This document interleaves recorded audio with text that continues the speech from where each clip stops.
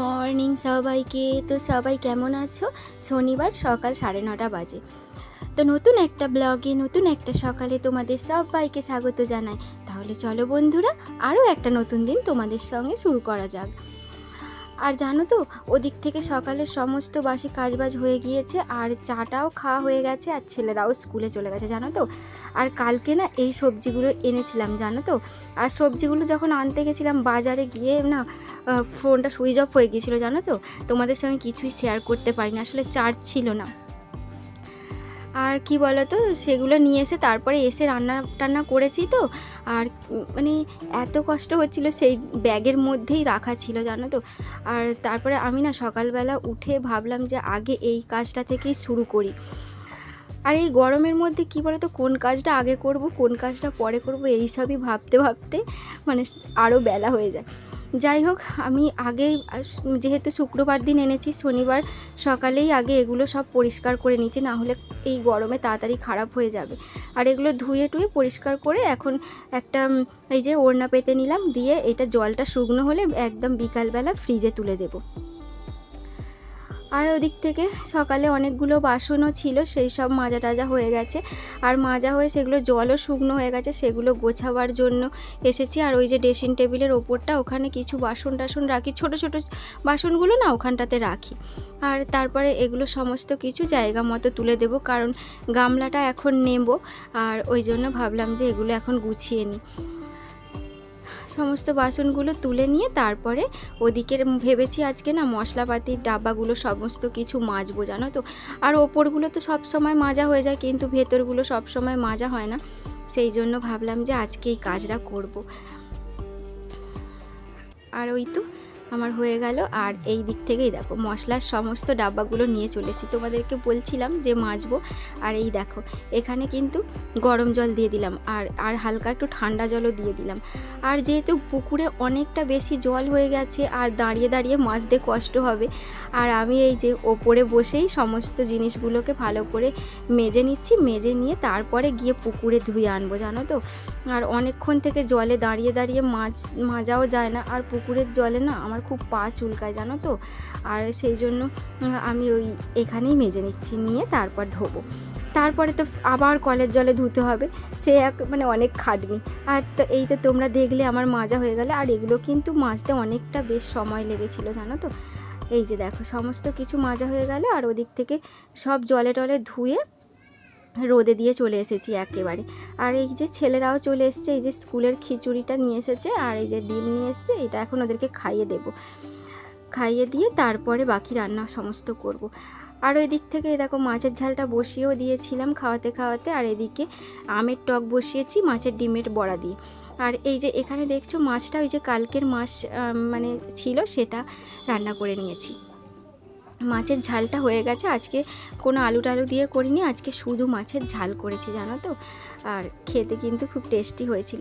ভেবেছিলাম আলু সেদ্ধ আর মাছের ঝালই করব, আর সকালের কালকের একটু ডাল ছিল জানো তো। তারপরে ভাবলাম যে রাত্রিরে আবার কি দিয়ে খাবো, সে আবার বিকালে তো করতেই হবে, সেই জন্যে এই দেখো এটা মনে মনে ভেবে একটা রেসিপি বার করে নিয়েছি জানো তো।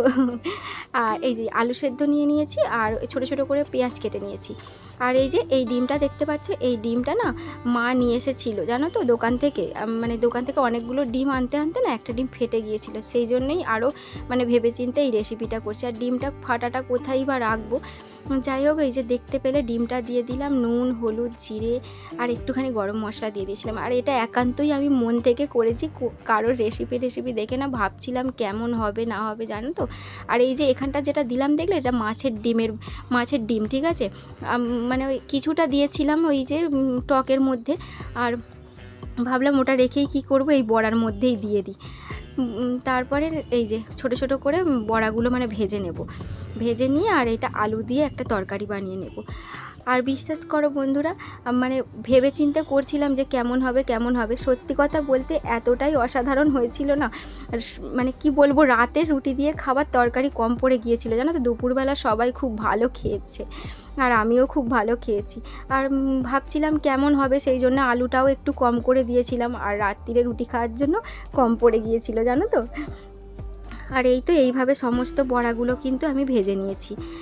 আর এই যে আলু দেওয়া ছিল না, ওই জন্য একটু কড়া করে ভাজতে হচ্ছিল, মানে ওলটা বা সমস্যা না হলে হবে। ওই যে একটু তপতপ করছিল, সেই জন্য একটু ভালো লাল করে ভেজে নিয়ে তারপর ওলটালে একদম পারফেক্ট হয়েছিল। আর এই যে আলুগুলো ভালো করে ভেজে নিচ্ছি, আলুগুলো লাল লাল করে ভেজে নিয়ে তারপরে এই যে তুলে নেব। আর এখানে দেখো আলুগুলো তুলে নিয়ে ওই যে গোটা জিরে আর তেজপাতা শুকনো লঙ্কা ফোড়ন দিয়ে, আর এই যে ছোটো ছোটো করে পেঁয়াজ কেটে নিয়েছি, পেঁয়াজ আদা রসুন টমেটো দিয়ে এরকম মশলা কষিয়ে তারপরে তরকারিটা করব। আর এটা করতে অনেকটাই বেলা হয়ে গিয়েছিল, কারণ ওই যে বললাম জিপে জিপে সব ধুয়েছি না, অনেকটাই লেট হয়ে গিয়েছিল। আর কি বলো তো, সত্যি কথা বলতে এই তীব্র গরমে মাথা ঠান্ডা রেখে কাজ করাটা মানে খুব মুশকিল হয়ে যাচ্ছে। তার উপরে ছেলে তো যে কত বকায় তোমাদেরকে কি বলবো। আর বারবার করে তারপরে ওদেরকেও খাওয়াতে হয়, ঠিক টাইমে জল খাওয়াতে হয়, কিন্তু সব কিছুই মাথা ঠান্ডা রেখেই করতে হয়, জানো তো। আর এই তো দেখো এখানে তোমাদের সঙ্গে কথা বলতে বলতে তরকারিতে জলও দিয়ে দিয়েছি, আর বেশি জল দিইনি। আর এই তরকারিটা না একটুখানি ওই যে গামাখা গামাখা টাইপের রাখতে হবে, কারণ মানে নালে বড়াতে অনেকটা ঝোলটা টেনে নেবে, একটু ঝোল ঝোল নামালে ওটা পরে টেনে নেবে। আর এখানে আমার তরকারি রেডি, আর সমস্ত রান্নাবান্না হয়ে গিয়েছে। হয়ে যাওয়ার পরে আমি একবারে কড়াটা বার করে দিচ্ছি, আর রান্না করতে হবে না, শেষ হয়ে গেল রান্নাবান্নার ঝামেলা, সকালের মতো শেষ। আর ওই তো এদিক থেকে চান করে চলে এসেছি, চান করে সমস্ত খাবারগুলো জায়গা মতো রাখছি। আর এদিকে গ্যাস ট্যাসটা আগে মুছে নিয়েছিলাম। আর এই যে মাছের ঝাল হয়েছে, আর ওখানে আমের টক হয়েছে, আর ওই যে বড়ার ঝালটা করেছি। আর এই যে এখানে ডাব্বাগুলো সব রোদে দিয়েছিলাম, সমস্ত তুলে নিয়ে চলে এসেছি, ওখানে শুকনো হয়ে গিয়েছে। আর এই তো খাওয়া দাওয়া কমপ্লিট হয়ে গেছে, জানো তো। খাওয়া দাওয়া কমপ্লিট করে ছেলেদেরকে আগে ঘুম পাড়িয়ে দিয়েছি, তারপরে বাসন মেজেছি, জানো।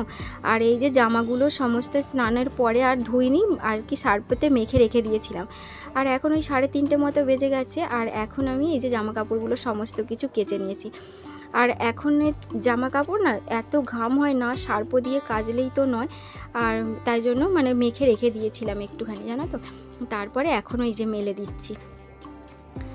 আমাদের তো গৃহবধূদের কাজের কোনো শেষ নেই, যে কখন মানে কাজ শেষ হবে, আর কোনো মানে টাইম টেবিলই নেই বলতে গেলে ঠিক মতো করে। আর এই যে সমস্ত জামা কাপড়গুলো মেলে দিই, আর এখন একটু গিয়ে এই 1 ঘন্টা মতো রেস্ট নেব।